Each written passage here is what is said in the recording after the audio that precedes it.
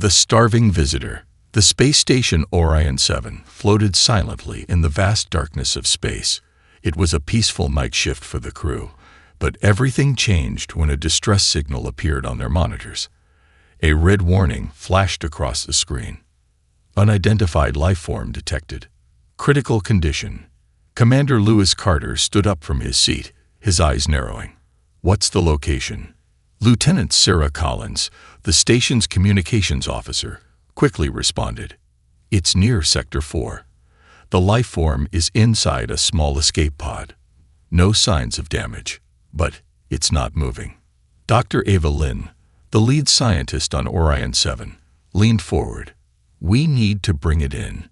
If it's alive, we might be its only hope. The crew prepared the docking bay, and within minutes, the mysterious escape pod was safely inside the station. As the doors opened, a strange figure collapsed onto the cold metal floor. It was an alien female, her body weak and trembling. Her skin had a soft, silver glow, and her eyes, large and deep violet, blinked slowly. She looked starved, her body frail as if she hadn't eaten for weeks. Dr. Lin quickly kneeled beside her, checking her pulse. She's barely alive. We need to get her to the med bay now. A race against time. The medical bay was quiet except for the sound of machines beeping softly. Nyara, as the alien called herself, lay on the bed, her breathing slow and shallow. She was conscious but barely able to speak. Commander Carter stood beside Dr. Lin. What's wrong with her? Is she injured? Dr. Lin shook her head. No, but she's severely malnourished. Her body is shutting down because she hasn't eaten in a long time. Carter frowned. Then let's give her food. We have supplies from Earth. Something should work, right? Dr. Lin hesitated but nodded. It's worth a try. They brought trays of food, fruits, protein bars, even liquid nutrition packs. Nyara looked at the food, her expression desperate. Her thin fingers trembled as she reached for a small piece of fruit. Slowly, she placed it in her mouth and swallowed. For a moment, everyone waited. Then, Nyara's body twisted in pain. Her skin darkened, her breathing became ragged, and her hands gripped the sides of the bed tightly. Her violet eyes filled with panic. Dr. Lin grabbed a scanner. Her body is rejecting the food. Nyara gasped for breath, her voice barely above a whisper. No, it's not. My kind of nourishment. The realization hit the crew like a cold wave. She couldn't eat human food. But if she didn't eat something soon, she would die. The desperate search for an answer. We have to find out what she eats, Carter said, pacing the room. Dr. Lin ran more tests. Nyara's biology was complex, unlike anything they had encountered before.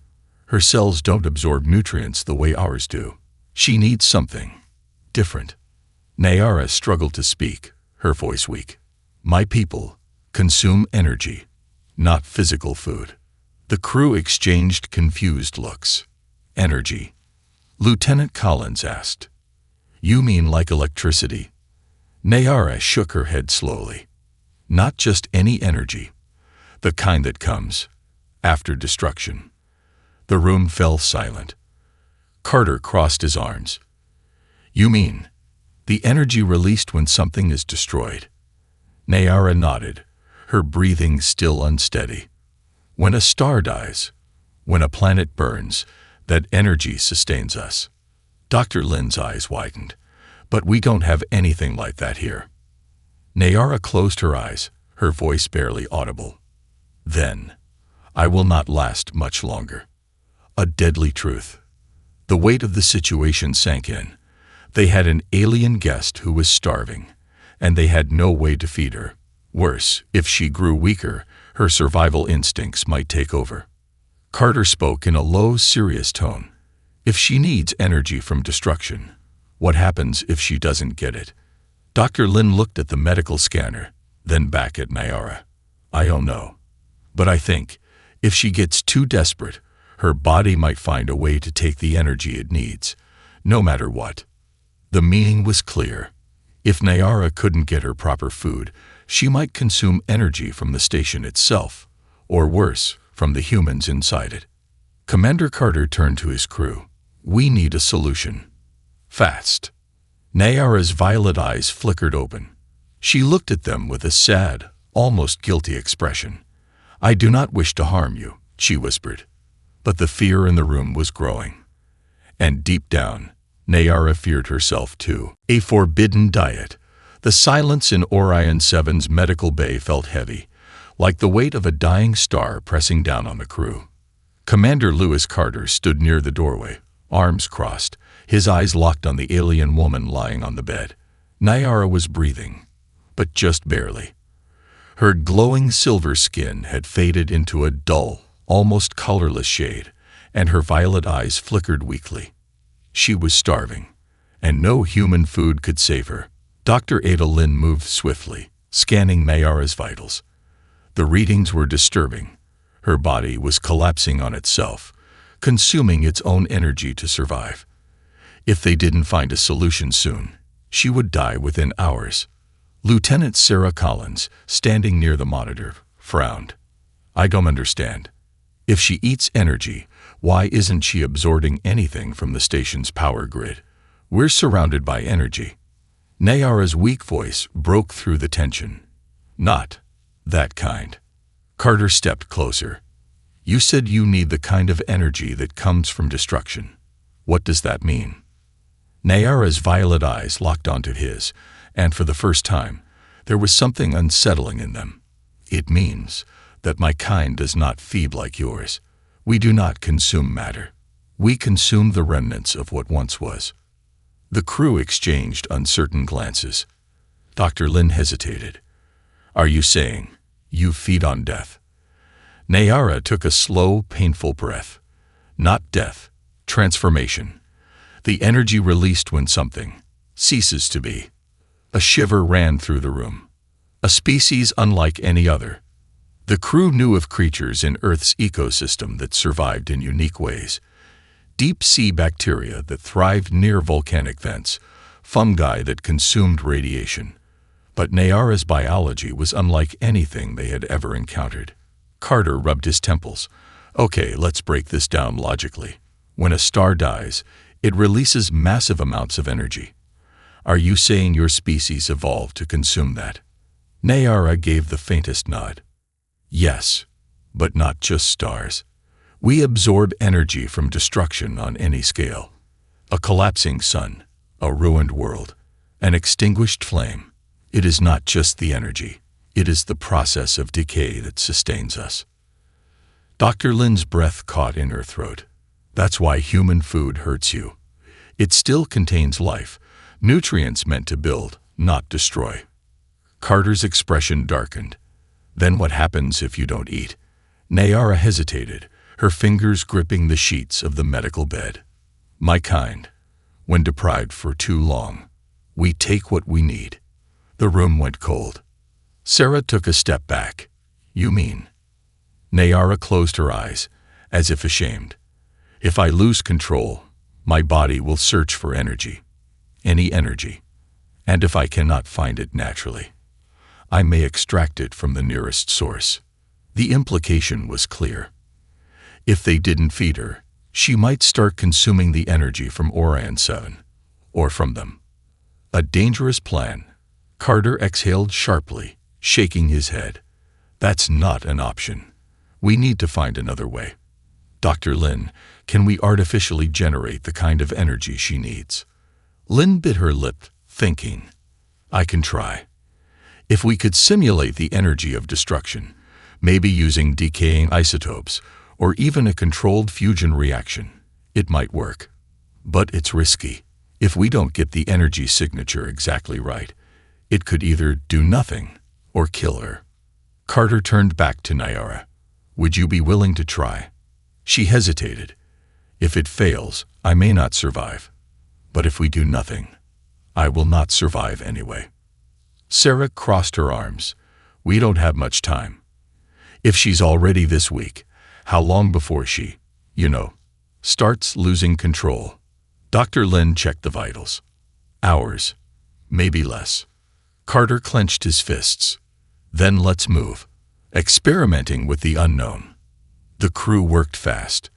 Dr. Lin and the station's engineers modified the energy chamber, normally used for testing small-scale nuclear reactions, into a controlled decay generator.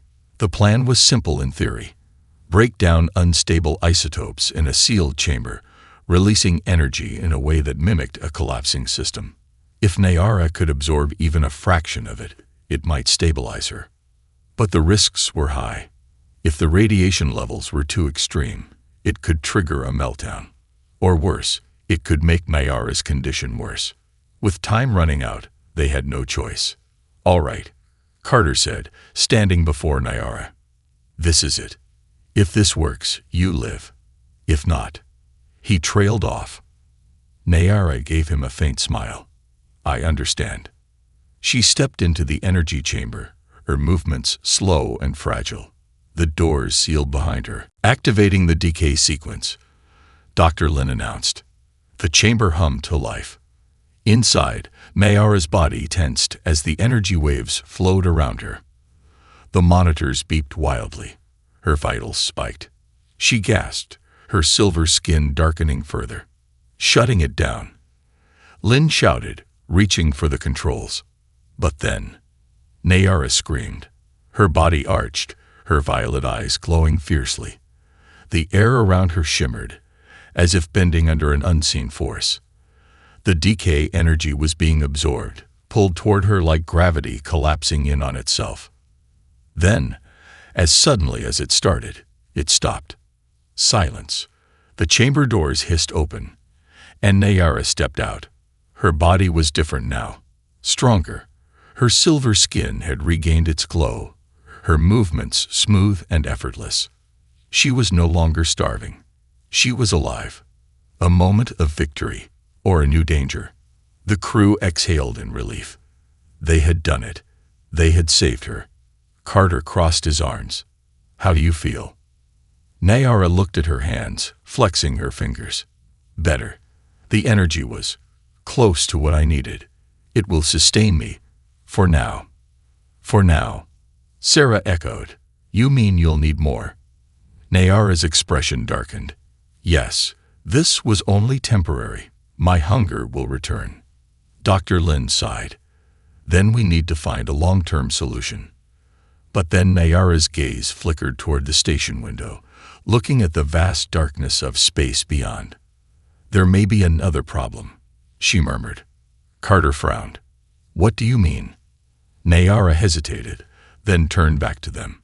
"If I am here, it means my distress signal was sent, and if my kind is searching for me." She met Carter's gaze, her violet eyes filled with an emotion he couldn't quite name. "Then soon, they will come." The room fell silent. The experiment that could kill. The atmosphere in Orion 7 was tense. The crew had managed to keep Nayara alive, but the truth was clear. This was only a temporary solution. The energy they had created had sustained her, but it hadn't satisfied her. Her body would need more. And worse, she had delivered a chilling warning. "If I am here, then my kind will come looking for me." Those words echoed in Commander Lewis Carter's mind as he stood in the station's command center, staring at the deep black void outside the observation window. Somewhere out there, Nayara's species, the Kavarians, might already be searching for her. Would they come in peace, or had Orion 7 just inherited an interstellar disaster? He turned away from the window and addressed the crew. "Dr. Lin, we need a real solution, not just a quick fix. How do we permanently provide Nayara with the energy she needs?" Dr. Ava Lin exhaled, running a hand through her dark hair. "We got lucky with the decay chamber, but it's not sustainable. It's inefficient, and if we keep using unstable isotopes, we'll eventually run out of material, or worse, we'll cause a radiation meltdown." Lieutenant Sarah Collins crossed her arms. "So what's the alternative?" Dr. Lin hesitated. Then she looked directly at Carter. "We need to simulate planetary destruction." The room went silent. "A risky solution." "Planetary destruction," Carter repeated, his tone sharp. "You realize we're on a research station, not a warship, right?" Dr. Lin nodded. "I know. But hear me out. We can't blow up a planet, but we can simulate the energy signature of one." Carter narrowed his eyes. "How?" Dr. Lin tapped on her tablet, pulling up a schematic of Orion 7's reactor core. "If we create an energy loop inside the reactor, one that mimics the breakdown of a planetary core, we might be able to generate the same energy profile that Nayara's body needs." Sarah looked skeptical. "And what happens if we get the calculations wrong?" Dr. Lin's voice was grim. "Then we overload the reactor, and Orion 7 becomes a very real planetary explosion." Carter sighed. "You're telling me our choices are either let an alien starve or risk blowing ourselves up?" Dr. Lin nodded. "Pretty much." Carter clenched his jaw. This was a nightmare scenario. But if they didn't try, Nayara would die. And if her species arrived to find her dead at human hands, that could be even worse. He turned to Sarah. "Get the engineering team. We're doing this." Nayara's hunger awakens. Hours later, deep in the station's energy chamber, the reactor hummed with unstable power. Engineers worked quickly, adjusting energy flow levels, reconfiguring the core's magnetic containment fields, and running simulations to ensure the experiment wouldn't end in a catastrophe. Nayara sat on the cold metal floor, her arms wrapped around herself. Her silver skin had begun to dim again, and her breath was shallow. She was starving. Carter crouched beside her. "We're working on something that might help." She lifted her head slightly. "If it fails." Carter's mouth tightened. "We're not going to let that happen." A ghost of a smile flickered across Nayara's lips. "I admire your optimism." A few minutes later, Dr. Lin gave the signal. "All right, we're ready." Carter helped Nayara to her feet and led her toward the energy transfer station, a chamber designed to contain and release controlled amounts of power. Sarah stood by the reactor control panel. "Powering up in 3, 2, 1. The chamber flared with energy. Inside, Nayara's body reacted instantly. The moment the energy waves hit her, her back arched, and a gasp escaped her lips. The light from the reactor swirled around her, drawn into her body like water into a sponge. Her silver skin pulsed with new life as the energy flowed through her. For a brief moment, everything seemed to be working. Then the alarm screamed. "Warning! Energy FED back ILOP DTKT. System overload imminent." Dr. Lin's eyes widened in panic. "Something's wrong. She's pulling too much energy." Nayara's face twisted in agony. The energy was too much, too fast. It was overwhelming her, her body absorbing more than it could handle. She screamed. The reactor shook violently. Carter grabbed the radio. "Shut it down. Now." Sarah frantically worked the controls. "I'm trying. The system's locked. She's creating a feedback loop." Nayara's body convulsed.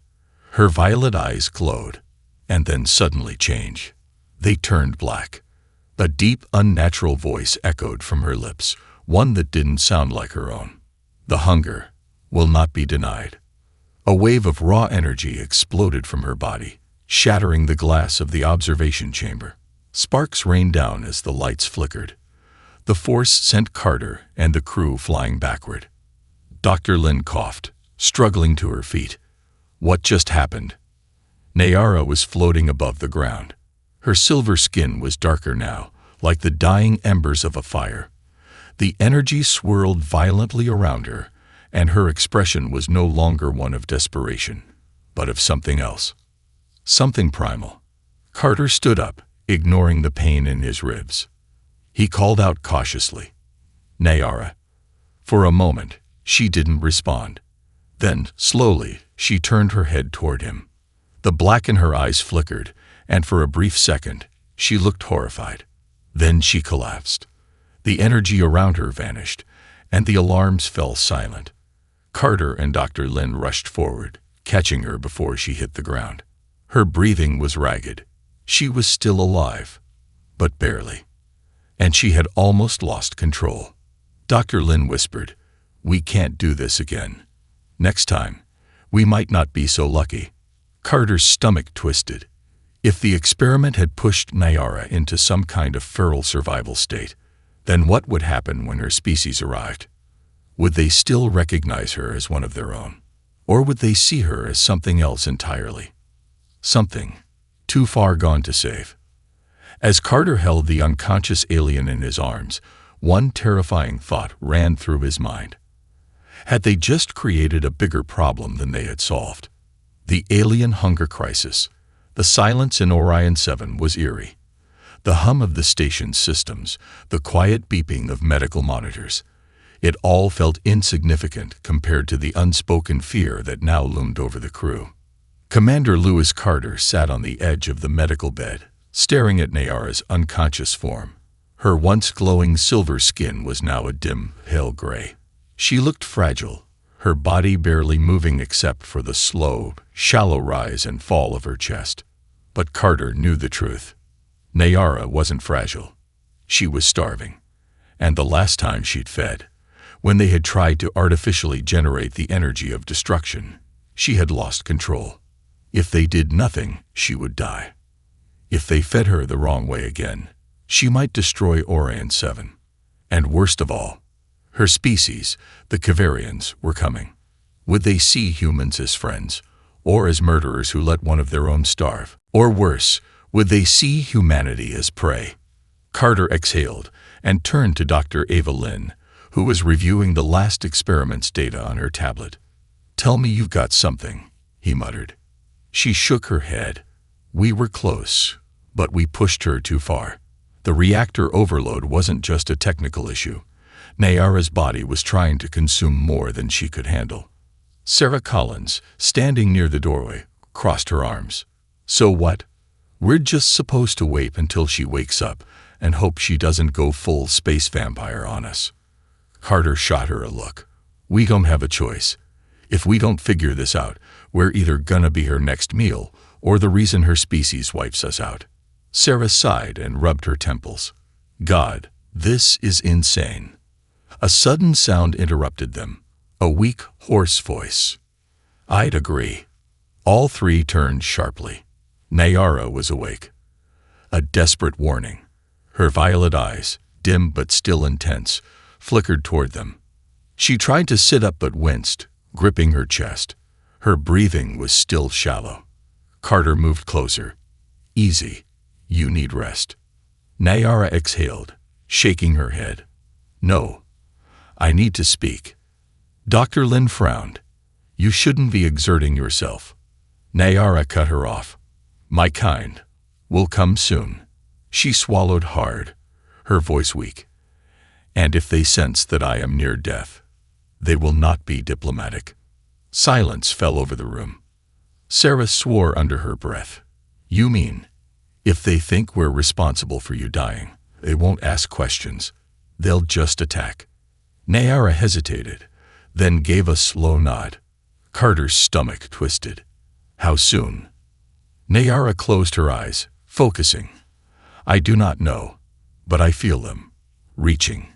She opened her eyes again. "The Kavarians do not communicate like you. We feel the pull of our kind, and if I can feel them." She met Carter's gaze. "They can feel me." A dangerous plan. Carter turned to Dr. Lin. "We have to find a way to stabilize her before they get here.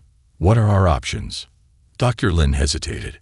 "We can try another energy feed, but this time we need to regulate the intake. If we do it in controlled bursts instead of overwhelming her all at once, we might be able to safely sustain her." Sarah scoffed. "Oh, great. Another experiment that might blow us up." Dr. Lin shot her a glare. "Unless you've got a better idea." Sarah held up her hands. Fine. Controlled bursts. Got it. How long do we have before we run out of energy reserves?" Dr. Lin checked the station's power grid. "Not long. We've already burned through a third of our energy reserves trying to stabilize her. If this doesn't work, we're in trouble." Carter looked at Nayara. "Can you handle this? Another controlled energy transfer. She hesitated, her expression uncertain. I do not know. My body is different now. Dr. Lin frowned. Different how? Nayara looked at her hands. The hunger is louder now. The more I consume, the more I want. It is a cycle we do not usually fight against. She looked at Carter. But I do not wish to harm you. So I will try. Carter nodded. Then we don't have a choice. Let's move. The experiment and the truth. The energy chamber hummed to life once more. Nayara stood inside, her hands trembling slightly as she prepared herself. Dr. Lin worked at the controls. We'll start with small energy pulses. If it works, we increase it little by little. Sarah tapped a few commands. Ready when you are. Carter took a breath. Do it. The first pulse hit Nayara. She flinched slightly but didn't react violently. Vital steady, Dr. Lin said, increasing to stage 2. The second pulse hit. Nayara gasped, her skin glowing faintly once more. She's stabilizing, Sarah said, surprised.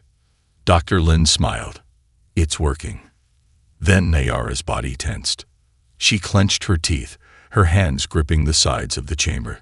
Her violet eyes darkened slightly. The hunger is growing. Carter's stomach dropped. Shut it down. Now. Dr. Lin reached for the controls. But before she could, Nayara gasped sharply. And suddenly, she saw it. A vision, no, a memory. A voice, echoing in the vastness of space. Nayara, we are coming. Her breath hitched. The voice was clear. The Kavarians had found her. She turned to Carter, her expression urgent. Stop.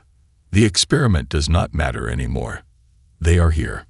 Carter's blood ran cold. The station's alarms blared. Unidentified vessels detected. Approaching fast. Sarah's fingers flew over the console. Oh hell. I count. At least 3 large ships inbound. Carter's pulse pounded. Hail them. Static. Then, a deep, inhuman voice crackled through the speakers. Human vessel. You hold one of our own. Release her, or prepare for obliteration. Silence. Carter turned to Nayara. She looked afraid. And for the first time since she had arrived, Carter realized something. She wasn't just scared for herself. She was scared for them. The betrayal. The alarms of Orion 7 screamed through the station, a deafening warning that something vast and unfathomable had arrived. Commander Lewis Carter stood frozen at the command console, his gaze locked onto the external cameras. The image on the screen was chilling. 3 massive alien warships, dark and angular, hovering outside the station like silent predators. They had arrived. And they were waiting. Human vessel. The deep, unnatural voice echoed once more through the comm system. You hold one of our own. Release her, or prepare for obliteration. Carter's grip tightened on the console. He turned toward Dr. Ava Lin, who stood beside him with a grim expression. They're giving us a choice, Carter muttered. That's better than just opening fire. Or it's just a delay before they do, Lieutenant Sarah Collins said from her station, her face pale. What the hell do we do, Carter? Hand her over. The question hung in the air. All eyes turned to Nayara, who stood at the center of the command room, her silver skin now flickering with a dull glow. She had heard the transmission too, and her expression was unreadable. They came for me, she whispered. I told you they would. Carter exhaled sharply. Are they here to rescue you, or? Nayara hesitated. I do not know. That was not the answer Carter wanted to hear. A dangerous choice. Carter turned to his crew. Options. Now. Dr. Lin rubbed her forehead. If we hand her over, we have no guarantee they'll just take her and leave. Sarah added, and if we refuse, they might just blast us into space dust. Carter clenched his jaw. There's a third option. We negotiate. Sarah scoffed. Negotiate with 3 alien warships? Yeah, great plan. It's our only plan, Carter snapped. We don't even know what they want.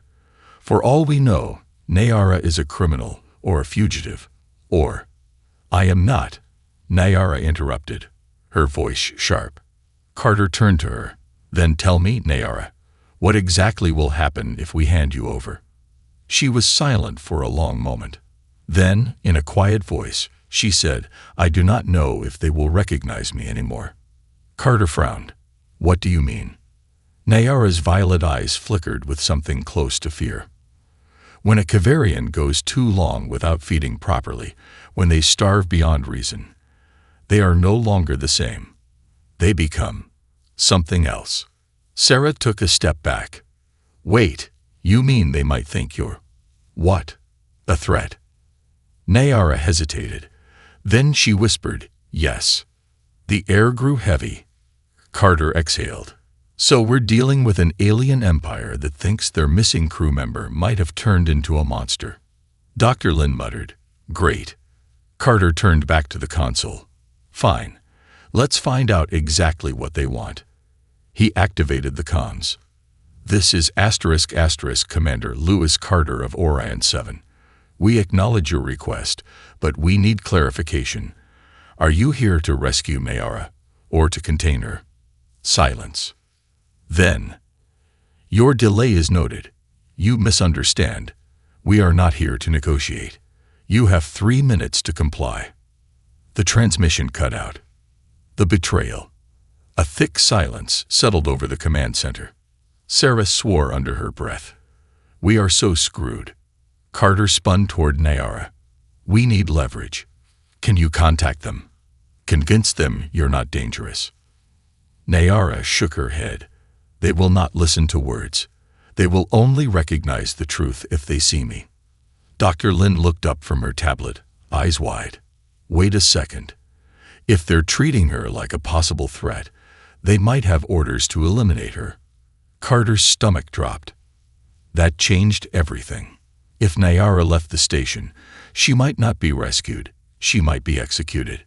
Before he could react, a loud clang echoed through the station. The emergency pressure locks engage. Sarah looked up. What the hell was that? A voice crackled over the internal comms. Sorry, Carter. Carter's blood went cold. It was Lieutenant Commander Reed, the station's second-in-command. I made the call, Reed continued. You're too hesitant. We can't risk them seeing us as a threat. I've already activated the docking bay. Nayara is leaving, whether she wants to or not. Carter slammed his fist on the console. Reed, you idiot. They might kill her. Reed's voice was cold. And if we don't give her up, they'll kill all of us. The transmission cut off. Carter turned to Sarah and Dr. Lin. Reed's trying to hand her over. Stop him. Now, the last stand. The crew sprinted through the halls of Orion 7. Ahead of them, near the docking bay, Reed and 2 security officers were dragging Nayara forward, her weak body barely resisting. You don't understand. Nayara gasped. They will not accept me as I am. Reed shoved her forward. You're not my problem anymore. Carter's voice boomed through the corridor. Let her go. Reed turned, face blank. Carter, don't do this. Carter raised his weapon. I don't care if you outrank me, Reed. Step away from her. Now. Dr. Lin and Sarah flanked him, both holding weapons as well. The air crackled with tension. Then, a deep, vibrating hum filled the station. Outside the docking bay, the alien warships moved. A bright energy surged from the lead vessel, a beam of light aimed directly at Orion 7. Sarah's voice was a whisper. They're not waiting anymore. Nayara's violet eyes widened in horror. They've made their decision. The light grew brighter. A countdown appeared on the station monitors. 2 minutes until impact. Carter's pulse thundered in his ears. Everyone get back to the command center. Now. Reed hesitated. Carter, we don't. Now. For the first time, Reed looked afraid. The crew ran. Behind them, Nayara stumbled, but Carter grabbed her hand, pulling her forward. As they sprinted down the corridor, The alien warships prepared to fire, and Orion 7 was out of time. The final choice. The station's warning alarms shrieked through Orion 7, a blaring reminder of what was about to happen. Impact imminent. Outside, through the viewing panels, the Kavarian warships hovered like titanic predators, their weapons charging with a violent, pulsating glow. They weren't waiting for a peaceful solution anymore. They were preparing to strike. 2 minutes until impact. Commander Lewis Carter ran through the station corridors, his breath ragged as he half-dragged Nayara beside him. She was weak, but her violet eyes burned with understanding. "They've decided," she whispered. "They don't believe I can be saved." Carter didn't stop. "Then we have to prove them wrong." Behind them, Lieutenant Sarah Collins and Dr. Ava Lynn sprinted through the halls, along with a few remaining crew members. The betrayer, Lieutenant Commander Reed, had been left behind at the docking bay, realizing too late that the Kavarians were wiping out everyone. "Command center is ahead," Sarah shouted. Carter turned the last corner and slammed his palm against the door control. The room hissed open. "Lock it down," he barked as soon as everyone was inside. The steel blast doors sealed shut behind them. It wouldn't stop an energy weapon strike, but it gave them a brief moment to think. A moment to act. 1 minute, 45 seconds until impact. Dr. Lynn rushed to the main console, hands flying over the controls. "We can't take a direct hit from their primary weapon. The shields won't hold against that kind of energy." Sarah checked the sensors. "They've fully charged their cannons. If they fire, we're done." Carter turned to Nayara. "You have to make them listen. Right now, they see you as too far gone. You have to show them that's not true." Nayara's silver skin flickered in the dim lighting. "I can try." Sarah hesitated. "And if they don't listen?" Nayara closed her eyes. "Then I'll have to force them to see the truth." A desperate gamble. 1 minute, 20 seconds until impact. Dr. Lynn activated the station's external broadcast array. "I've linked the comms to an open frequency. Whatever she says, they'll hear it." Carter gave Nayara a nod. "Go." She stepped forward, staring at the console's transmission camera. Her violet eyes locked onto the screen, and her voice was calm, despite the chaos around her. "I am Nayara of the Kavarians." The Kavarian ships did not respond, but the glowing weapons outside remained charged. "My body has suffered starvation beyond what my kind can endure," she continued. "And yet, I am still here. My mind is my own." No response. Sarah checked the sensors. Weapons still online. Nayara took a deep breath. "If I had turned into the monster you feared, this station would already be destroyed. And I would not be speaking to you now." The tension in the room was suffocating. Carter clenched his fists. If this didn't work. 1 minute until impact. Suddenly, the external transmission flickered. A new voice, alien, deep, and measured, spoke through the comms. "Prove it." Nayara's breath caught. I do not understand." The voice came again. "Prove you are still Kavarian. Prove your hunger has not taken you. There is only one way." Carter's blood ran cold. "They want you to feed." Nayara's eyes widened. "But I..." Sarah's voice was sharp. "On what?" The answer hit Carter like a punch to the gut. They wanted her to consume Orion 7, or they would destroy it themselves. A nightmare choice. Dr. Lynn's voice was shaking. "They're testing her. They think if she's still rational, she won't be able to do it. But if she refuses, they'll assume she's broken beyond repair." Sarah swore. "So either she eats the station, or we all die." The tension in the room felt suffocating. Carter turned to Nayara. "There has to be another way." She swallowed hard. I do not know." Her hands trembled. Her hunger was real. She could feel the energy pulsing around her. The station's core, the reactor, the very life of Orion 7. If she let go, if she gave in to the hunger, she could consume it. It would be so easy. But if she did, she would no longer be Nayara. Her kind would see her as a beast, a mindless force of destruction. She would never be one of them again. The Kavarian voice returned. Choose, Nayara. Prove yourself or be erased. The final stand. Carter stepped forward, his voice stronger than ever. She doesn't need to prove anything to you. The silence was dangerous. Sarah hissed, Carter, what are you doing? He ignored her. His eyes were locked onto the screen. You assume Nayara is broken, that she's lost, that she's something that needs to be contained. No response. But they were listening. He took a step closer. Look at her. She's fighting the hunger, isn't she? Even now, she could take everything. She could consume the station. She could take every one of us.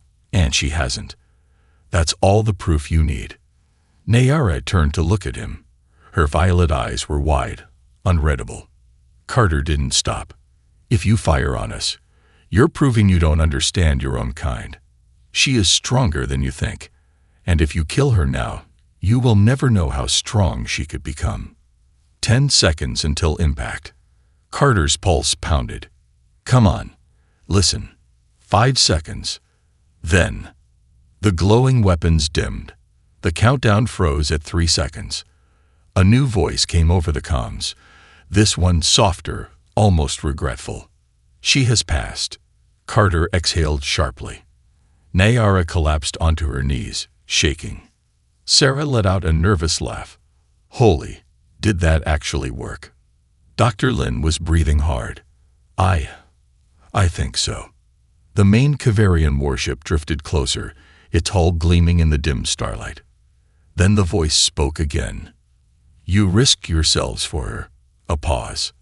Then, almost curious, it asked, why? Carter smiled. Because she's worth saving. A deep silence. Then, so be it. And just like that, the Kavarian warships vanished into the void. A new future. Hours later, Orion 7 was silent once more. Nayara sat in the medical bay, her silver skin slowly regaining its glow. She was weak, but alive. Dr. Lin checked her vitals. You did it. Nayara looked up. No, she whispered. We did. Carter leaned against the doorframe, arms crossed. So what happens now? Nayara hesitated. I do not know, but I would like to find out. Carter smirked. Good, because I think we just changed the universe. Outside the station, the void of space stretched endlessly, and for the first time, it felt full of possibility. The ultimate gamble. Orion 7 drifted in the void of space, a battlefield that never became one. The station was still standing, the stars still distant, and every human aboard still breathing. But no one felt victorious, because everything had changed.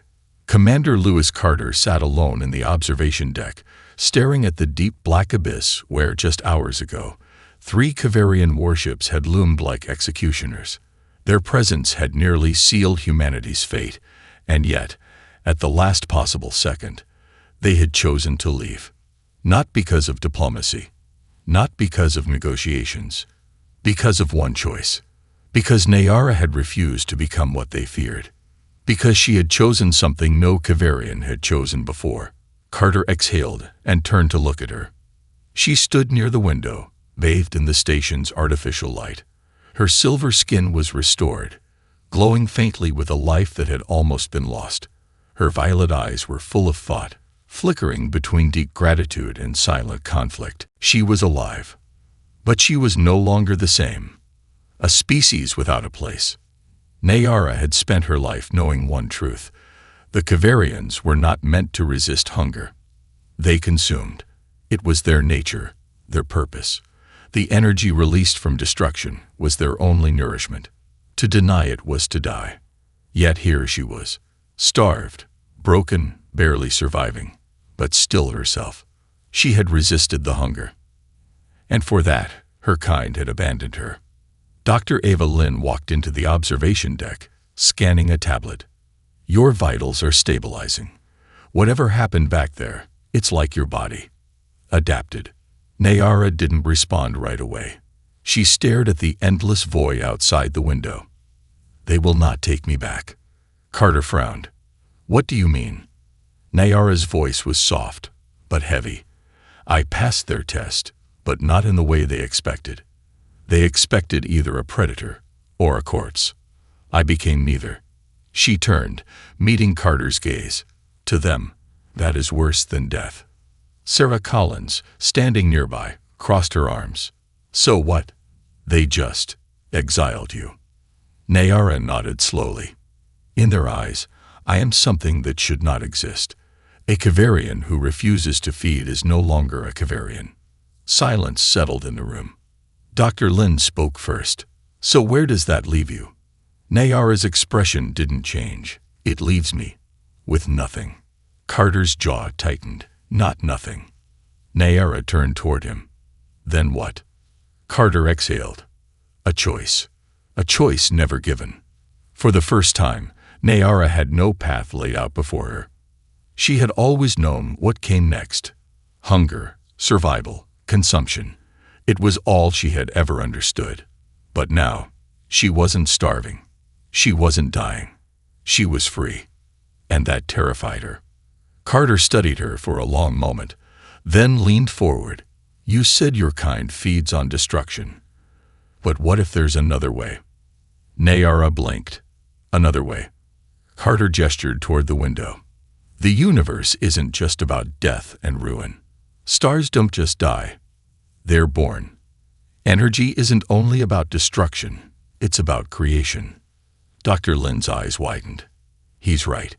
If your kind can consume energy from decay, then maybe you can absorb it from growth too. Nayara's breath caught. But that is not how we survive. Carter shrugged. It wasn't how you survived. But you already broke every rule your species follows. Who says you can't break one more? Nayara hesitated. If I try and fail. You won't, Carter said firmly, because you've already done the impossible once. What's one more time? For the first time since she had awoken, something flickered in Nayara's gaze. Hope. A fragile thing, but real. A new beginning. 3 days later, the station was quiet again. Repairs were underway, the crew was recovering, and the mission logs of Orion 7 would soon hold a record that would change history forever. But the greatest change was happening in the research wing. Nayara stood in front of a containment field, where Dr. Lin and a group of scientists had created a small-scale stellar energy field. It wasn't decaying matter. It wasn't destruction. It was the energy of a forming star, something her kind had never consumed before. Are you sure you want to do this? Carter asked beside her. Nayara hesitated, staring at the golden light swirling inside the containment chamber. No, she admitted. I am not. Carter smiled. Good. That means it's worth doing. A breath. A slow step forward. Nayara reached out. The moment her hand entered the energy field, her skin flared with light. The station monitors beeped wildly, tracking impossible fluctuations. For a moment, everything was still. Then, Nayara exhaled sharply. She felt it. Not destruction. Not decay. Life. It was different. Not as powerful, not as overwhelming, but sustaining. She pulled her hand back, staring at her fingers as the golden energy flickered across her skin. She was full. And for the first time in her existence, she was not starving. Dr. Lin's voice was quiet, amazed. It worked. Sarah let out a laugh. Of course it worked. We just reinvented interstellar biology. Carter watched Nayara, a slow smile forming. I think we just reinvented something bigger than that. Nayara turned to him, her expression unreadable. What do you mean? Carter crossed his arms. Your kind thinks you don't exist anymore. That you're something that can't be. He grinned. Guess they were wrong. Nayara looked down at her hands. She had spent her life believing that her hunger defined her. Now, for the first time, She realized it didn't. She was no longer Kavarian. She was something new. Something her kind had never been before. She smiled. I suppose they were. Outside, Orion 7 floated among the stars. And for the first time, so did she.